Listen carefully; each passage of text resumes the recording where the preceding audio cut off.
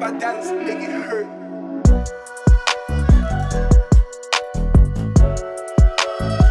So good evening everyone, कैसे हो यार सभी लोग। अभी तक हमने वेक्टर एडिशन पढ़ा है और उसमें काफ़ी सारे क्वेश्चंस प्रैक्टिस कर लिए थे। हमने इनफैक्ट ये भी जान लिया था कि यूनिट वेक्टर्स जो है वो क्या चीज़ होती है।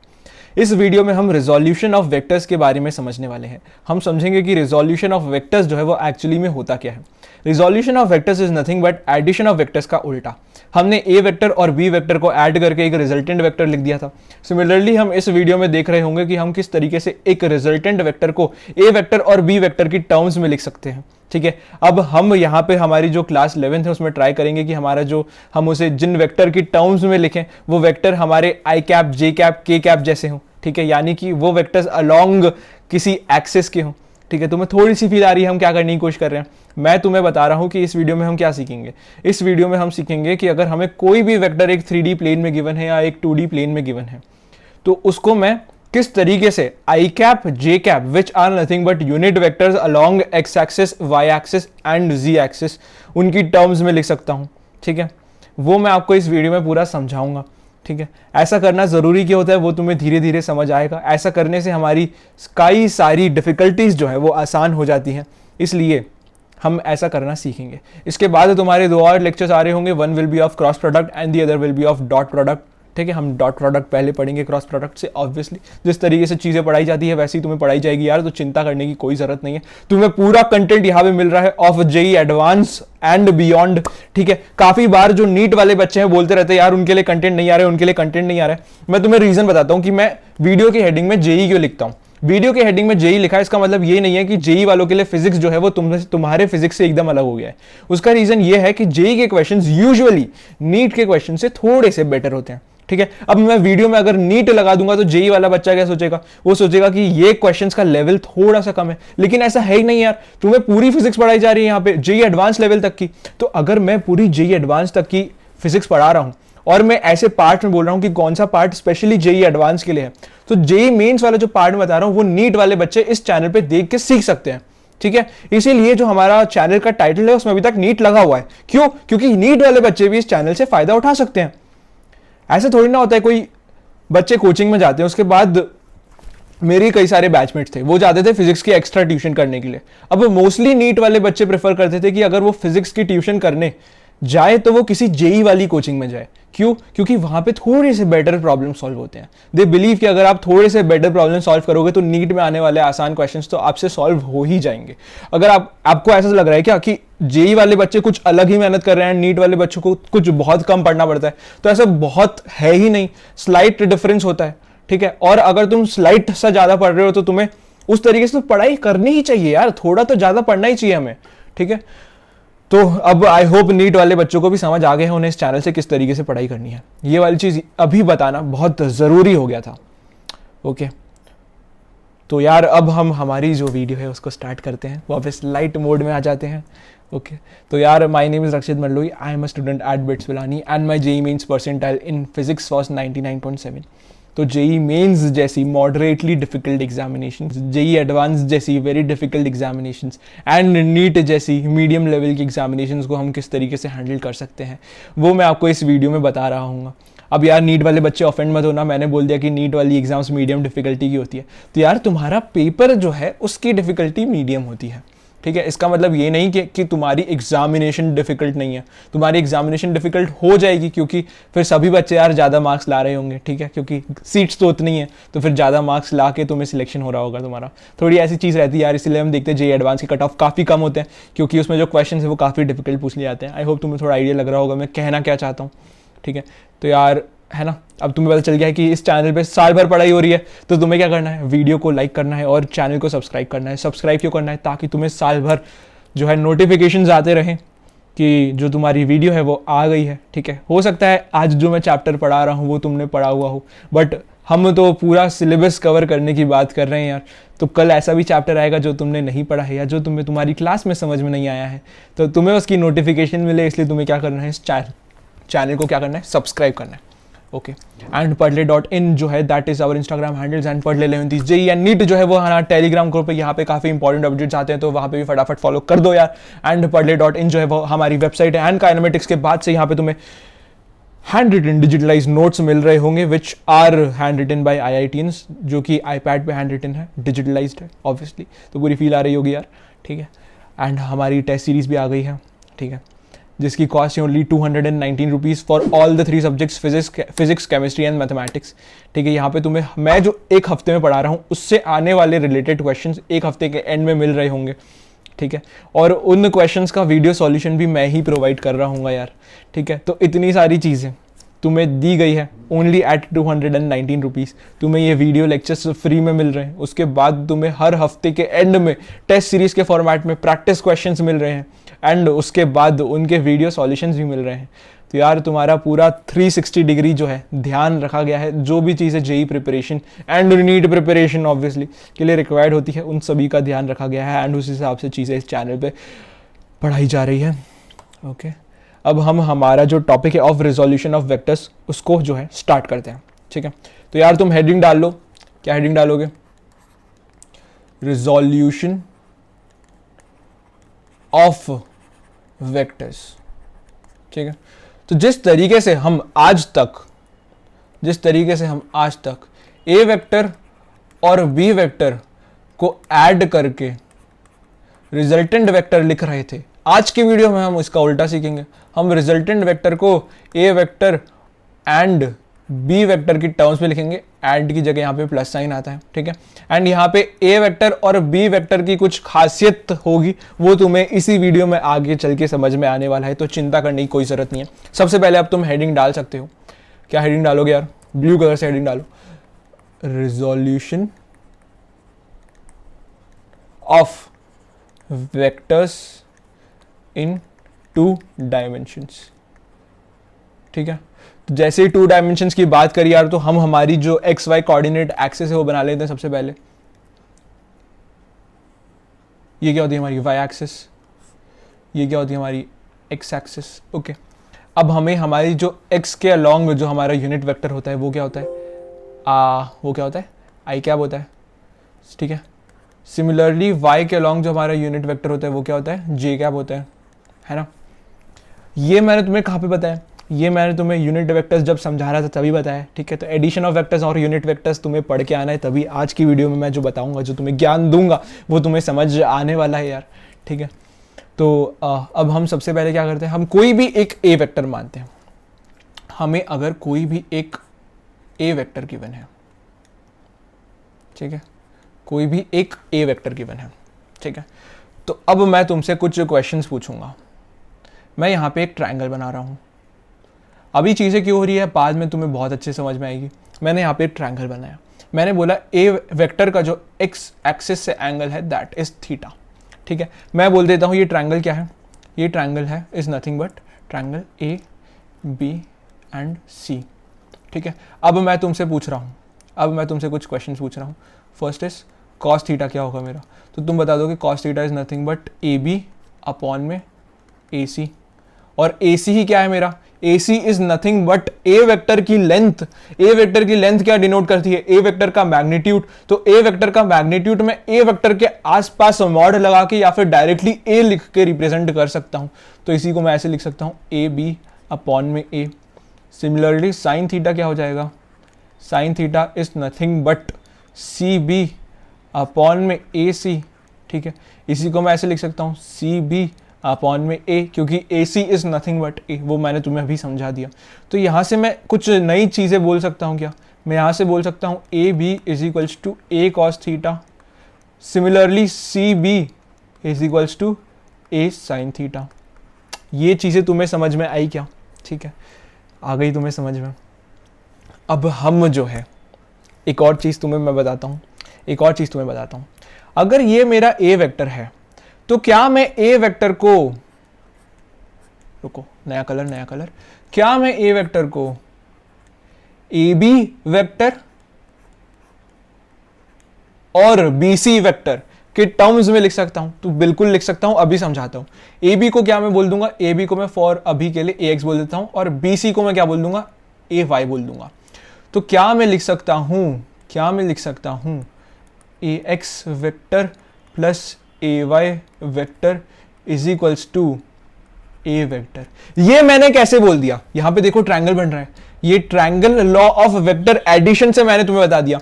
ए एक्स में जब मैं ए वाई को ऐड करता हूं तब मुझे जो रिजल्टेंट मिलता है वो क्या होती है, मेरी ट्रायंगल की थर्ड साइड होती है, जो कि ए एक्स की टेल से लेके ए वाई के हेड को ज्वाइन करती है।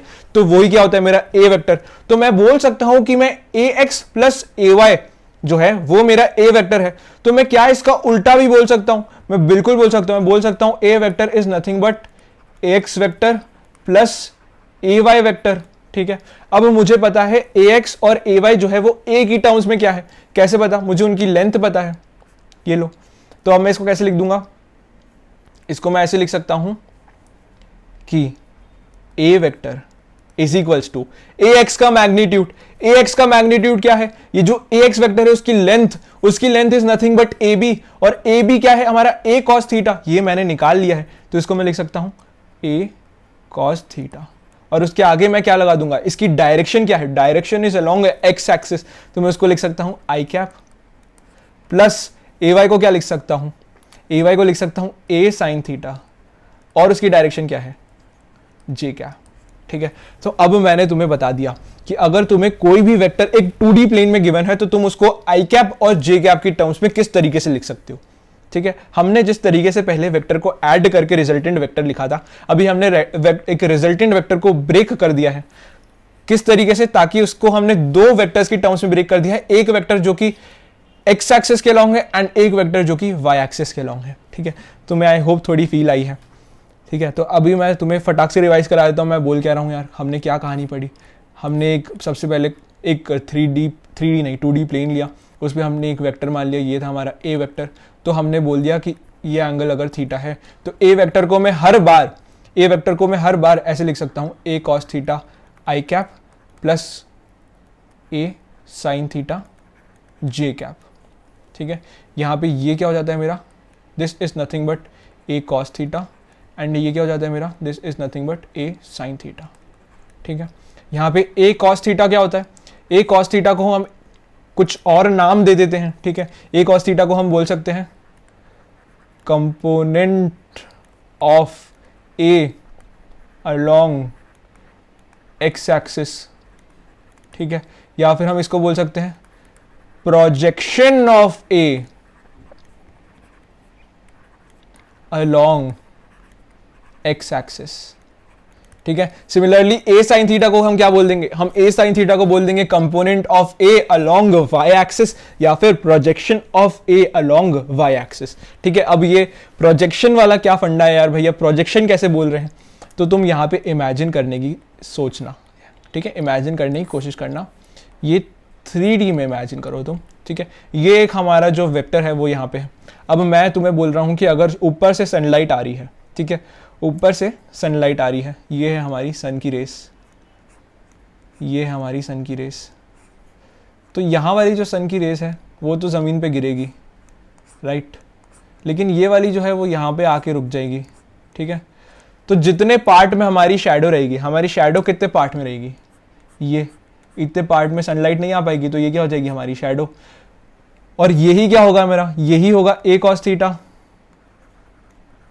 तो इसीलिए इसको मैंने एक नया नाम दे दिया, which is nothing but projection of A vector along X axis. Projection क्यों, क्योंकि ये जो है कहीं ना कहीं उसकी शैडो को रिप्रेजेंट कर रहा है अगर धूप ऊपर से आ रही है। ठीक है, सिमिलरली वाई एक्सिस के लिए तुम कैसे देख सकते हो यार, सिमिलरली वाई एक्सिस के लिए तुम ऐसे देख सकते हो कि अगर हमारी जो धूप है इस बार साइड से आ रही है, ठीक है, अगर हमारी जो धूप है वो साइड से आ रही है, ऐसे हमारी धूप आ रही है, तो तुम देखोगे यार यहाँ पे तो रोशनी हो जाएगी, लेकिन ये वाला जो पार्ट है हमारा, ये इतना पार्ट जो है यहाँ पे अंधेरा रहेगा। तो ये क्या हो गया मेरा, this is nothing but projection of A vector along Y axis. ठीक है, तो तुम्हें मैंने शैडो वाले एग्जाम्पल से समझा दिया कि किस तरीके से मैं इनका जो प्रोजेक्शन है उसको मैं बोल पा रहा हूँ। ठीक है, अब इसी के कुछ एग्जाम्पल्स देख लेते हैं यार, प्रैक्टिस एग्जाम्पल्स देख लेते हैं फटाफट, है ना, प्रैक्टिस के क्वेश्चंस देख लेते हैं फटाफट। तो यार अब तुम फटाफट मुझे आंसर बताओगे, काफ़ी इजी सी चीज़ है। ये है अगर हमारा 2 न्यूटन का फोर्स है, ठीक है, और यहाँ पे ये एक्सिस के लॉन्ग लगा रहा है 30 डिग्री, एक्स एक्सिस से 30 डिग्री से इंक्लाइंड है ये हमारा फोर्स। तो इसको तुम्हें लिखना है in terms of I cap and J cap. तो तुम फटाफट कर दोगे। तुम क्या करोगे, तुम यहाँ पे लिखोगे ये क्या हो जाएगा हमारा, this will be nothing but 2 cos 30 degree. Similarly ये क्या हो जाता है हमारा, this is nothing but 2 sin 30 degree. इसको तुम ऐसे भी याद कर सकते हो कि ये 2 न्यूटन है, तो जिससे ये 30 डिग्री एंगल बना रहा है, जिस साइड से ये 30 डिग्री एंगल बना रहा है, उस साइड के अलोंग जो वेक्टर आता है that is 2 cos 30 degree, and उस साइड के परपेंडिकुलर जो वेक्टर आता है वो होता है 2 sin 30 डिग्री। ठीक है, 2 न्यूटन जिस साइड से 30 डिग्री बना रहा है, उस साइड के अलोंग जो उसका कंपोनेंट आएगा that is 2 cos 30 degree, and उस साइड के परपेंडिकुलर जो उसका कंपोनेंट आएगा दैट इज 2 sin 30 डिग्री। ठीक है, ये तुम्हें याद रखना है, इस तरीके से भी तुम्हें इसको याद रखना है। क्यों इस तरीके से याद करा हमने, आगे तुम्हें समझ में आएगा। ठीक है, तो अब मैं इसको कैसे लिख सकता हूँ यार, वेरी सिंपल। 2 न्यूटन को मैं ऐसे भी लिख सकता हूँ, 2 cos 30 डिग्री, उसकी डायरेक्शन क्या है आई कैप, प्लस 2 sin 30 डिग्री, उसकी डायरेक्शन क्या है जे कैप। ठीक है, तो cos 30 क्या होता है मेरा, 2 इंटू √3/2 आई कैप प्लस 2 इंटू 1/2 जे कैप। ये मैंने फटाक से एक एग्जाम्पल देख लिया। एक और एग्जाम्पल देख लो यार फटाफट। अगर तुम्हें इस तरीके से गिवन है, ये है हमारा कोई वेक्टर, बोल देता हूँ ये है एक वेलोसिटी वेक्टर है। ठीक है, और ये है 1 मीटर पर सेकेंड, और ये एक्स एक्सिस के अलोंग जो है एंगल बना रहे हैं 45 डिग्रीज। अब तुम इसको ब्रेक करो along X axis and along Y axis, तो तुम बोल दोगे यार फटाफट ये क्या हो जाएगा हमारा, this will be nothing but 1 cos 45 degree. Similarly ये क्या हो जाएगा हमारा, this will be nothing but 1 sin 45 degree. और इसको मैं कैसे लिख सकता हूँ, मैं लिख सकता हूँ 1 मीटर पर सेकेंड वाला जो मेरा वेक्टर है उसको मैं लिख सकता हूँ 1 cos of 45 degree I cap plus 1 sin of 45 degree J cap. इसको मैं लिख सकता हूँ 1/√2 आई कैप प्लस 1/√2 जे कैप। ये मेरा आंसर हो गया। ठीक है, अब एक और क्वेश्चन देखो यार। अब हम थोड़ा सा जो है अलग कोऑर्डिनेट में जाने की कोशिश करते हैं। अगर तुम्हें ये एक वेक्टर गिवन है और ये एंगल बना रहा है 120 डिग्री। ठीक है, अब मैं इसको क्या बोल देता हूँ, इसको डिस्प्लेसमेंट वेक्टर बोल देता हूँ। इसको मैं बोल देता हूँ this is equal to 2 metres. ठीक है, तो अब मैं इसको कैसे लिख सकता हूँ, तो हमारा जो है मैं इसको बोल सकता हूँ दिस इज नथिंग बट, ये क्या है हमारा 2 cos ऑफ 120 डिग्रीज, एंड ये क्या हो जाएगा हमारा 2 sin ऑफ 120 डिग्रीज। ये बोल दो या फिर ये बोल दो, बात तो सेम ही है यार। मैं वेक्टर को पैरेलली पूरे प्लेन में कहीं भी शिफ्ट कर सकता हूँ और वो वेक्टर जो है चेंज नहीं होता। ये मैंने तुम्हें आज तक कई बार भी चिल्ला के बता दिया है। ठीक है, तो अब मैं 2 मीटर वाला जो वेक्टर है उसको कैसे लिख सकता हूँ, उसको मैं ऐसे लिख सकता हूँ 2 sin of 120 degrees plus 2 cos of 120 degrees. यहाँ पे क्या आएगा, साइन वाला किसके अलोंग है, this is along J cap, and 2 cos 120 degree किसके अलोंग है, that is along I cap. ठीक है, तो अब मैं इसको लिख सकता हूँ 2 sin ऑफ 120 डिग्रीज क्या होगा, 2 into sine of 60, sine of 180 minus 60 is nothing but sine of 60। ठीक है, तो साइन 60 क्या होता है हमारा √3/2 J cap plus 2 cos of 120 degree क्या होगा, cos of 180 degree minus 60 degree, जो कि क्या होता है माइनस cos ऑफ 60 डिग्री। तो माइनस cos ऑफ 60 डिग्री क्या हो जाएगा -1/2, एंड ये क्या है हमारा आई कैप। तो हमें आंसर क्या मिला, हमें मिला √3 जे कैप -1 आई कैप। ठीक है, तो यहाँ पे भी तुम देख सकते हो यार कि इसका जो x कंपोनेंट है वो नेगेटिव डायरेक्शन में है, इसलिए यहाँ पे हमें जो माइनस साइन मिला वो जायज़ था मिलना। ठीक है, तो तुम्हें थोड़ी अब चीज़ें समझ में आई हैं। इसी के साथ एक थोड़ा टिपिकल से एग्जांपल देता हूँ यार। अगर मैं मेरी एक्सिस को थोड़ा घुमा दूँ, ठीक है, मैं तुम्हें बोला कि ये है मेरा मान लेता हूँ ए वेक्टर।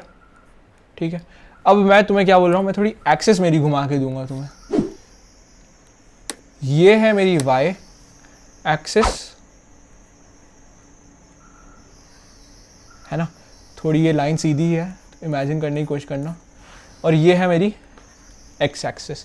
तो तुम्हें ए कैप को ब्रेक करना है वाई के लॉन्ग एंड एक्स के लॉन्ग, तो हमें कुछ फर्क पड़ेगा ही नहीं, हमें कुछ फर्क पड़ेगा ही नहीं। हमें पता है एक्स के लॉन्ग जो कंपोनेंट आएगा वो क्या होगा, ए कॉस थीटा, एंड वाई के लॉन्ग जो कंपोनेंट आएगा वो क्या होगा, ए साइन थीटा। तो मैं इसको अब भी उसी तरीके से लिख सकता हूँ, A cos theta I cap plus A sine theta J cap, and this is equal to nothing but A vector. ठीक है, तो ये है हमारी मास्टर इक्वेशन। अगर तुम्हें ये पता है इन 2 डायमेंशंस तो तुम्हारे सभी सवाल हो जाएंगे। इसको अप्लाई कैसे करना है वो हमें हर बार सोचना पड़ेगा। हमारी एक्सिस किस डायरेक्शन के अलॉन्ग है वो सोचना पड़ेगा। हमारा जो एंगल है वो एक्स एक्सिस से गिवन है कि वाई एक्सिस से गिवन है। ठीक है, सिमिलरली अगर यहाँ पे मैं अल्फा के टर्म्स में लिखना चाहूँ, ठीक है, अगर मैं अल्फा के टर्म्स में लिखना चाहूँ तो यहाँ पे अल्फा क्या है मेरा, alpha is equals to 90 minus theta.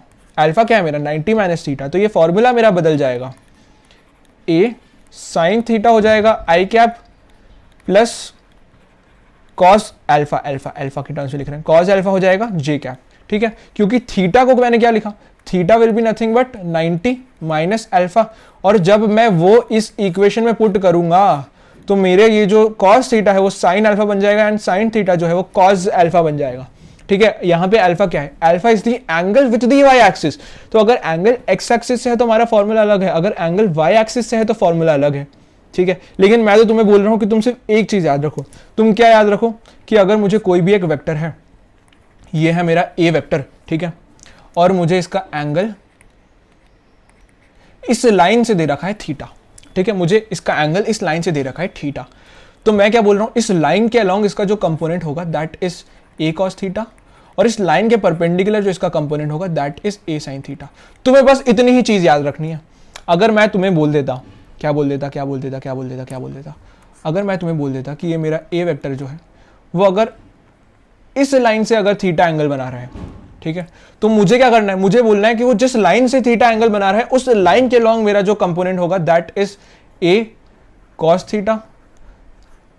ठीक है, एंड उस लाइन के परपेंडिकुलर जो मेरा कंपोनेंट होगा that is a sine theta. ठीक है, तुम बस ये चीज याद रखोगे तो तुम्हारे सारे सवाल जो है वो सॉल्व हो जाएंगे। ठीक है, अब इसी के बाद हम एक टिपिकल केस ले लेते हैं, एक इंक्लाइंड वेज का। ये प्रॉब्लम्स हम हमारी जिंदगी में पहली बार काइनेमेटिक्स में देखेंगे। ठीक है, तो जब आप ये क्वेश्चन देखो तो आप एकदम से शॉक ना हो जाओ, आपको थोड़ा सा आइडिया रहे हमें अब क्या करना है, इसलिए मैं आपको ये बता रहा हूँ। ठीक है, तो ये मेरी इंक्लाइंड वेज मैंने बना दी।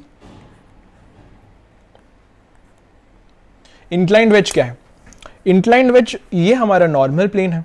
ठीक है, ये हमारा नॉर्मल प्लेन है, तो inclined wedge is nothing but ऐसा इंक्लाइंड प्लेन। बस इतनी सी चीज़ है यार, कुछ नया कंसेप्ट नहीं है। ये एंगल हो जाएगा हमारा थीटा, मैं बता रहा हूँ ये क्वेश्चन वाले भैया देंगे। ठीक है, अब तुम्हें बोले है कि रक्षित भैया जो है इस इंक्लाइंड वेज पे खड़े हैं। ठीक है, अब तुम्हें पता है कि रक्षित भैया पे जो ग्रेविटेशनल फोर्स लगेगा वो तो डाउनवर्ड्स होगा, लेकिन अब क्वेश्चन वाले भैया बोल रहे हैं कि तुम मुझे बताओ कि रक्षित भैया के लिए जो डाउन है वहां पे ग्रेविटेशनल फोर्स कितना लगना चाहिए, एंड रक्षित भैया के लिए जो साइड है वहां पे ग्रेविटेशनल फोर्स कितना लगना चाहिए। तो मैंने क्या बोला, मैंने तुम्हें बता दिया कि ये है मेरा ग्रेविटेशनल फोर्स जो कि नीचे लगता है। अब तुम्हें इस ग्रेविटेशनल के फोर्स के कंपोनेंट्स लिखने हैं इस तरीके से कि उसका एक कंपोनेंट जो है वो रक्षित भैया पे वर्टिकली डाउनवर्ड्स लगे और एक कंपोनेंट जो है वो रक्षित भैया के लिए साइड में लगे। ठीक है, तो अब इसके लिए हम हमारी एक्सिस जो है वो शिफ्ट कर देंगे, हम बोल देंगे कि ये हमारी एक्सिस बन गई है। ये बोल दूंगा x, ये बोल दूंगा y। ठीक है, तो अब मैं इसको कैसे निकालता हूं यार, तुम देखो मेरे बच्चे तो अभी तक निकाल चुके होंगे, मुझे पता है। ये एंगल अगर थीटा है तो ये क्या होगा 90 डिग्री, तो दिस एंगल, ये एंगल जो है ये क्या होगा 90 माइनस थीटा।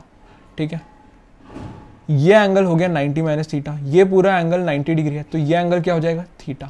ये मैंने कैसे फटाफट करा, तुम वीडियो पॉज करके सोचो, इतना नहीं सोच पा रहे हैं तो बहुत गड़बड़ है। ठीक है, बच्चे बार बार यार क्वेश्चन में पूछते रहते हैं, क्वेश्चन में क्या कमेंट में पूछते रहते हैं, are this video lecture sufficient to crack examinations, यार ऐसे क्वेश्चंस होते हैं तुम लोग के। तो यार पॉइंट इज नॉट कि ये वीडियो लेक्चर सफिशिएंट है कि नहीं, पॉइंट ये है कि क्या तुम्हारा दिमाग सफिशिएंट है इन वीडियो लेक्चर्स में जो बताया है वो 100% समझने के लिए। ठीक है, हम हमारे दिमाग को पुश करके पुल करके इस लेवल पे लाएंगे कि मैं जो बता रहा हूँ वो अगर तुमने 100% समझ आ गया तो तुम्हारा काम जो है वो बहुत आराम से बन जाएगा। ठीक है, बहुत अच्छे रैंक होल्डर तुम बन जाओगे। ठीक है, ऐसा मैं बोल देता हूँ तुम्हें अभी इस वीडियो में। ओके, तो ये हमारा जी। अब जी का कंपोनेंट अलोंग साइड जिससे वो थीटा एंगल बना रहा है वो क्या होता है, जी कॉस थीटा होता है। तो ये क्या हो जाएगा, this will be nothing but, blue ले लेते हैं यार, इंक कलरफुल बना देते हैं तुम्हारे लिए। ये क्या होगा, इस साइड से जी का एंगल क्या है, थीटा, तो इस साइड के अलोंग जी का जो कंपोनेंट होगा वो क्या होगा, that is nothing but G cos theta, right. और इस साइड के परपेंडिकुलर क्या कंपोनेंट आता है हमारा, जी साइन थीटा। ये लो, सिर्फ हमने उसके अलोंग एंड उसके परपेंडिकुलर वाले लॉजिक से ही लिख दिया, हमें एक्सिस बनाने की जरूरत ही नहीं पड़ी। और अगर तुम चाहते हो एक्सिस में घुसना तो वो भी कर सकते हो यार, कुछ नया नहीं होगा। ये क्या है हमारा, ये देखो, दिस इज जी, ठीक है, और ये एंगल जो है दैट इज थीटा, तो इसको तुम क्या बोल दोगे, this it will be G cos theta, and ये क्या हो जाएगा तुम्हारा, जी साइन थीटा। ठीक है, बड़ी ही आसान सी चीज़ें हैं।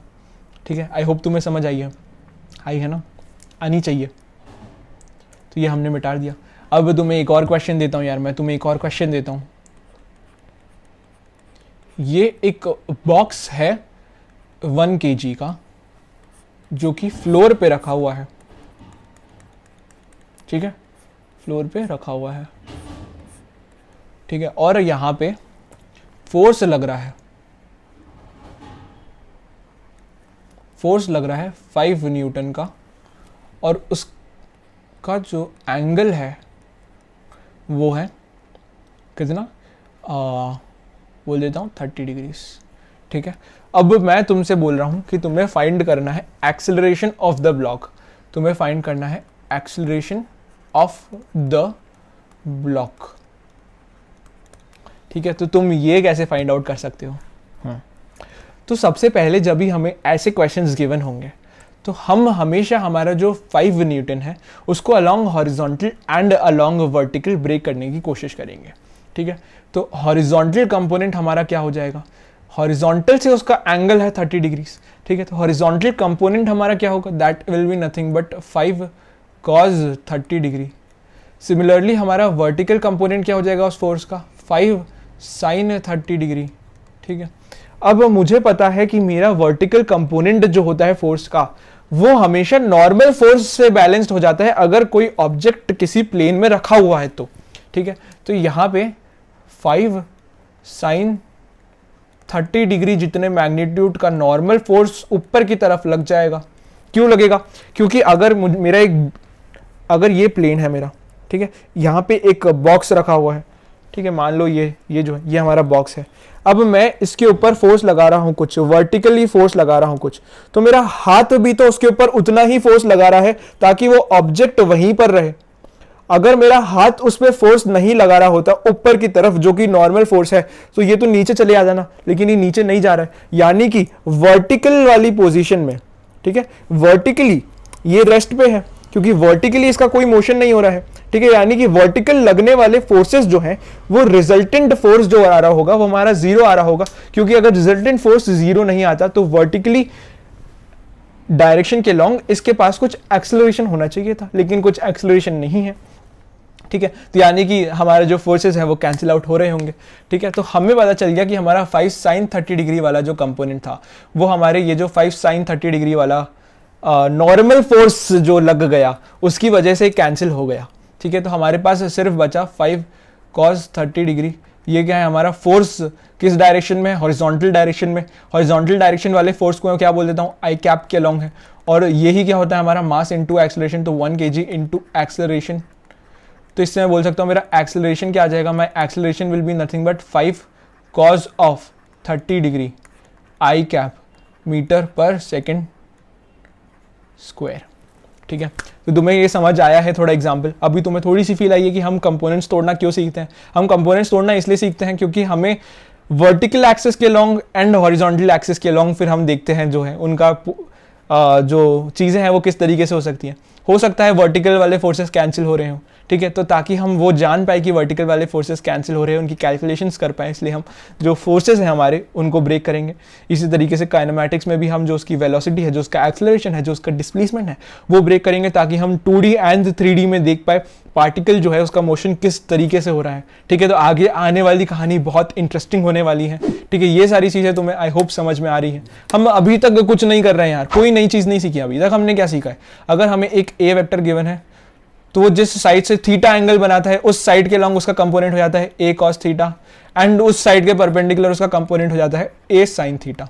बस यही कहानी हमने सीखी है अभी तक, और उसी को हम अलग अलग तरीके से समझने की कोशिश कर रहे हैं, ठीक है। तो अगर तुम्हें यह समझ आ रहा है, गुड टू गो, काफी काम हो गया है तुम्हारा।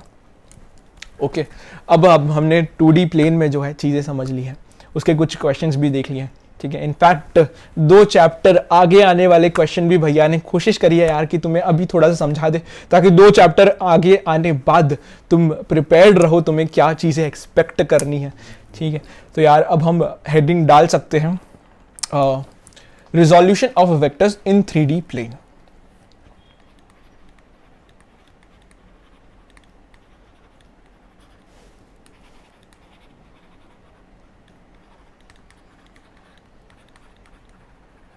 ये हेडिंग डाल लेंगे यार हम, है ना। और इस हेडिंग को डालने के बाद हम एक हमारी एक्सिस बना लेते हैं 3D वाली, राइट।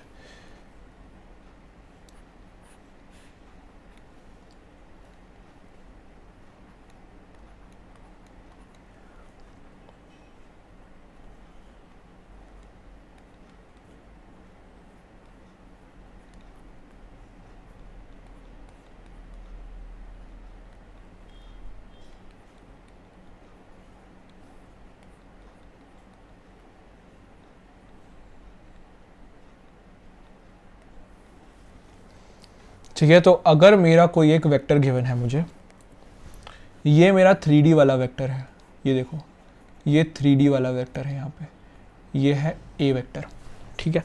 अब ये ए वेक्टर जो है, ठीक है, अब चीज़ें ध्यान से सुनना, ये है क्या है मेरी एक्स एक्सिस, ये क्या है मेरी वाई एक्सिस, और ये क्या है मेरी जी एक्सिस। मुझे पता है पॉजिटिव एक्स के अलॉन्ग जो यूनिट वेक्टर होता है वो क्या होता है आई कैप, पॉजिटिव वाई के अलॉन्ग जो यूनिट वेक्टर होता है वो क्या होता है जे कैप, एंड पॉजिटिव जेड के अलॉन्ग जो यूनिट वेक्टर होता है वो क्या होता है के कैप, ठीक है। अब मुझे कुछ और चीज़ें जो है वो गिवन होगी, वन ऑफ दोज थिंग्स भी ए वेक्टर का जो एंगल है एक्स एक्सिस के साथ, ठीक है, ए वेक्टर का जो एंगल है एक्स एक्सिस के साथ वो मैं बोल देता हूं है अल्फा।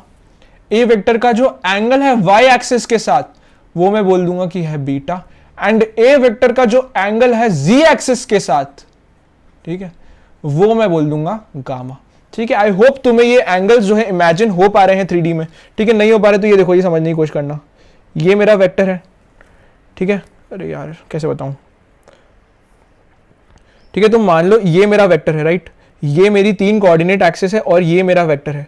तो इस वेक्टर का एंगल एक्स एक्सिस से कितना है, ये जो एंगल है वो कितना है, ठीक है। सिमिलरली इस वेक्टर का एंगल वाई एक्सिस से कितना है, ये जो एंगल है वो कितना है। सिमिलरली ये वेक्टर जो है कुछ जेड एक्सिस से भी एंगल बना रहा होगा, यानी कि ये एंगल मेरा कितना है वो मैंने यहाँ पे डिफाइन करे हैं by alpha, beta and gamma, ठीक है।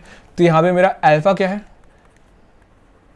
Angle between X axis and vector. Similarly beta क्या है, angle between Y axis and vector. Similarly gamma क्या है, angle between Z axis and vector, ठीक है। आई होप तुम्हें इतनी चीजें समझ में आई हैं, ठीक है। अब ये जो वेक्टर है उसका एक्स एक्सिस से एंगल कितना है, अल्फा, ठीक है। तो अगर इसका एंगल एक्स एक्सिस से है अल्फा, तो एक्स एक्सिस के अलॉन्ग जो इसका कंपोनेंट होता है उसको मैं क्या बोल सकता हूं, उसको मैं बोल सकता हूं ए कॉज अल्फा, ठीक है। सिमिलरली इसका जो एंगल है वो वाई एक्सिस से कितना है, बीटा, वाई एक्सिस से इसका एंगल है बीटा। तो वाई एक्सिस के अलॉन्ग इसका जो कंपोनेंट है उसको मैं क्या बोल सकता हूं, ए कॉस बीटा,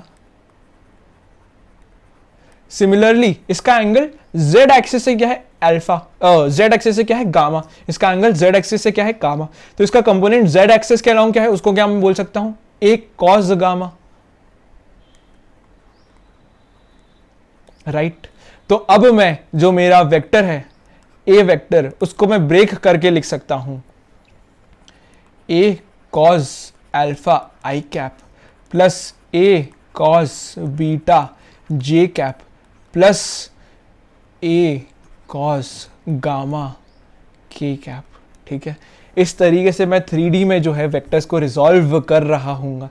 आई होप तुम्हें ये चीज़ें समझ में आई हैं। या फिर इसको मैं ऐसे भी बोल सकता हूँ a vector is nothing but ax i cap plus ay j cap plus az k cap. यहाँ पे मेरा ax क्या है, ax is nothing but a cos alpha, ay क्या है, ay is nothing but a cos beta, and az क्या है, az is nothing but a cos gamma, ठीक है।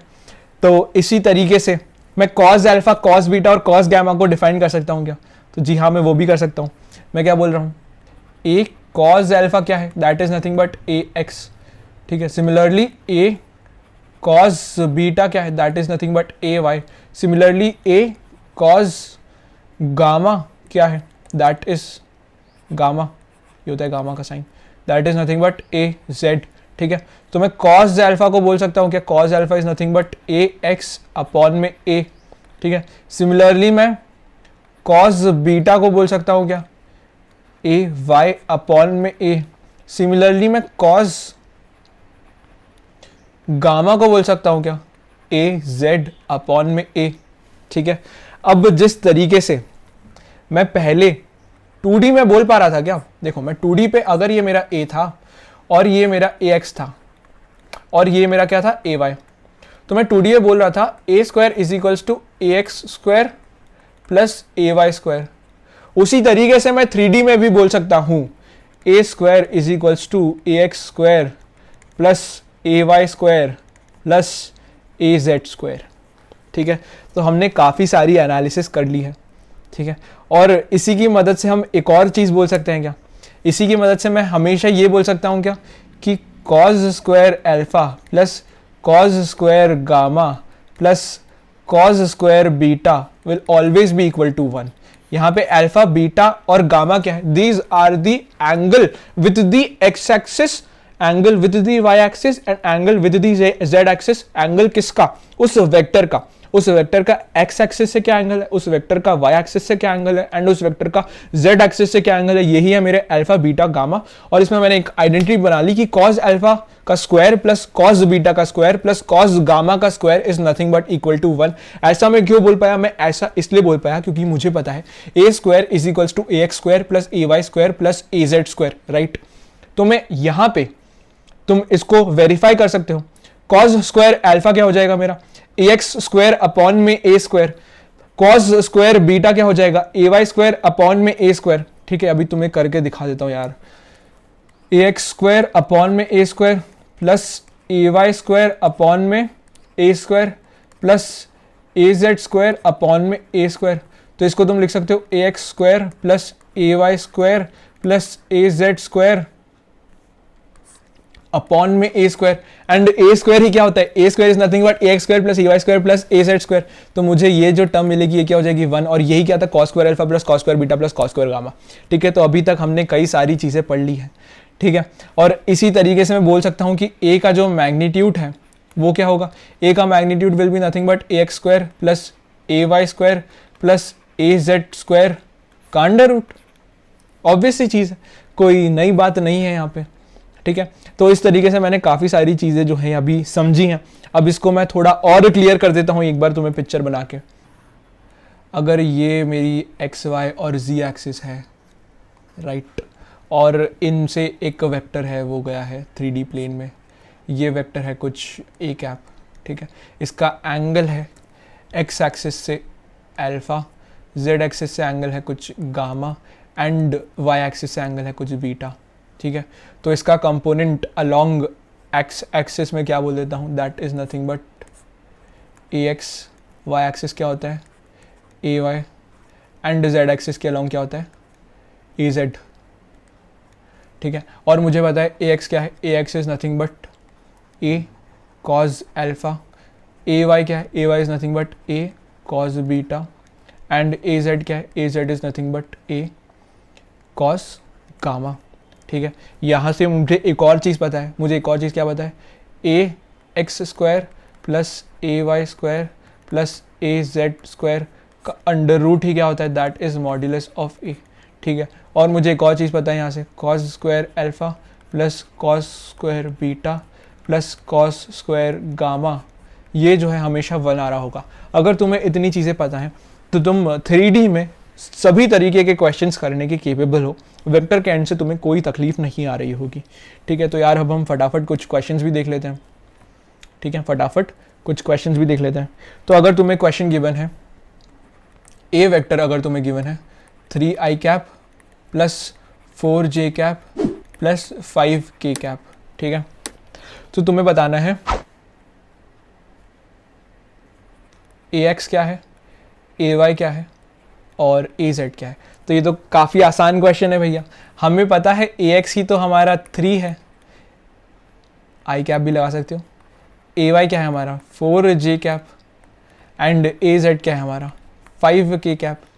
ए एक्स क्या होता है, component of A along X axis, तो वो तो 3i कैप ही है, गिवन है क्वेश्चन में। सिमिलरली ए वाई क्या होता है, component of A along Y axis, वो तो 4j ही है, वो भी गिवन है क्वेश्चन में। सिमिलरली ए जेड क्या होता है, component of A along Z axis, तो वो भी क्या है 5k, और वो भी क्या है, गिवन है क्वेश्चन में, ठीक है,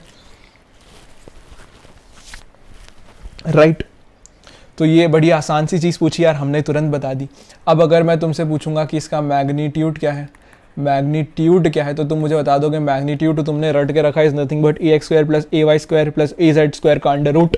तो यहाँ पे क्या हो जाएगा, दैट विल बी 3 का स्क्वायर प्लस 4 का स्क्वायर प्लस 5 का स्क्वायर का अंडर रूट, और ये क्या मिलेगा हमें, this will be nothing but under root of 50 which will be nothing but 5 root 2। ये क्या है हमारा, उस वेक्टर का मैग्नीट्यूड, ठीक है। अब मैं अगर तुमसे क्वेश्चन पूछूंगा कि इस वेक्टर का एंगल क्या है एक्स एक्सिस के साथ, वाई एक्सिस के साथ एंड जेड एक्सिस के साथ, तो हम सबसे पहले क्या करेंगे, हम कॉज अल्फा लिखेंगे। Cause alpha will be nothing but A x upon में ए, ठीक है, यहाँ पे मैग्नीट्यूड की ही बात हो रही है। एंड कॉज बीटा क्या लिखेंगे हम, ए वाई अपॉन में ए। सिमिलरली कॉज गामा क्या लिखेंगे हम, ए जेड अपॉन में ए, ठीक है। तो ए एक्स जो है वो मेरा क्या है, A X is nothing but 3, और ए क्या आया मेरा, ए का magnitude that is 5 root 2। Similarly A Y क्या है, A Y is nothing but 4, and A क्या आया, ए का magnitude that is nothing but 5 root 2। And similarly A Z क्या है हमारा 5, और ए का मैग्नीट्यूड क्या आया हमारा 5 रूट 2, ठीक है। तो यहाँ से मुझे cos alpha, cos beta and cos gamma की वैल्यू पता चल गई। इसकी मदद से मैं अल्फा, बीटा एंड गामा जो है वो निकाल सकता हूँ, ठीक है। तो हमने 3D में चीज़ें किस तरीके से करनी है वो भी समझ लिया, ठीक है। अब मैं तुमसे थोड़े से टिपिकल सवाल पूछता हूँ यार, थोड़े से टिपिकल सवाल पूछता हूँ। मैं तुमसे पूछता हूँ, if angle of the vector with the X axis and Y axis is 45 degree, then find angle with the z axis, ठीक है। तो बड़ा आसान सा सवाल है यार, हमको पता है अल्फा क्या है, हमको पता है बीटा क्या है, वो 45 डिग्रीज है, एंड हमसे पूछा गया है कि गामा जो है वो क्या है। तो हमें पता है cos square alpha plus cos square beta plus cos square gamma is always equal to 1। तो यहाँ से मैं बोल सकता हूँ कि कॉस स्क्वायर अल्फा क्या हो जाएगा 1/2 प्लस कॉस स्क्वायर बीटा क्या हो जाएगा 1/2 प्लस कॉस स्क्वायर गामा क्या हो जाएगा, ठीक है, उसको मैं कॉस स्क्वायर गामा ही लिखे रहने देता हूँ, इज इक्वल्स टू 1। तो मुझे क्या मिलेगा, मुझे मिलेगा cos square gamma is equals to 0। तो कॉस स्क्वायर गामा 0 कब हो सकता है, जब गामा जो है वो क्या होगा हमारा, ठीक है, गामा मैं गलत बना देता हूँ यार, गामा ऐसे बनता है, गामा क्या होगा हमारा, दैट विल बी 90 डिग्रीज, ठीक है। गामा को मैं कभी कभी वाई जैसे बना देता हूँ, that is a false practice, ठीक है। तो मुझे पता चल गया गामा क्या है मेरा 90 डिग्रीज, ठीक है। तो हम सोच भी सकते थे यार, अगर कोई वेक्टर है वो एक्स एक्सिस से 45 डिग्रीज बना रहा है एंड वाई एक्सिस से 45 डिग्रीज बना रहा है, यानी कि अल्फा प्लस बीटा जो है that is equal to 90 degrees. अगर अल्फा प्लस बीटा 90 डिग्रीज है तो मतलब वो एक्स वाई प्लेन में ही है, क्योंकि अगर कोई चीज़ एक्स वाई प्लेन में होती थी तो हमें पता होता था कि अल्फा प्लस बीटा हमेशा 90 डिग्रीज होते हैं। तो अगर वो एक्स वाई प्लेन है तो इट इज़ क्वाइट ऑब्वियस कि उसका जो एंगल है जेड एक्सिस से वो 90 डिग्रीज आ रहा होगा। सिमिलरली अगर मैं तुम्हें बोलूँ कि उसका एंगल अल्फा जो है that is equal to 60 degrees and beta जो है that is equal to 60 degrees, now you have to find me gamma. ठीक है, तो फिर से हमारी आइडेंटिटीज हम रख देंगे। हमें पता है cos स्क्वायर 60 डिग्रीज क्या होगा, cos square 60 degrees will be nothing but 1/4 plus cos square 60 degree क्या होगा, that will be 1/4 plus cos square gamma, और ये इक्वल टू होना चाहिए 1। तो हमें पता चल गया cos square gamma should be equal to 1/2, यानी कि cos गामा क्या होगा 1/√2 के इक्वल, यानी कि यहां से मुझे गामा क्या मिल रहा होगा, gamma should be equal to 45 degrees.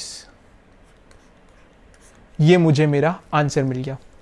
ठीक है, तो किस तरीके से हमने जो है ये वाली चीज़ भी सीख ली है। अब इसी के बाद तुम्हें मैं एक और क्वेश्चन देता हूं, दैट इज अगर b जो है वो है 3i cap plus 4j cap plus 5k cap, और a वेक्टर जो है that is i cap plus 2j cap plus 3k cap. अब क्या तुम मुझे a प्लस b करके बता सकते हो?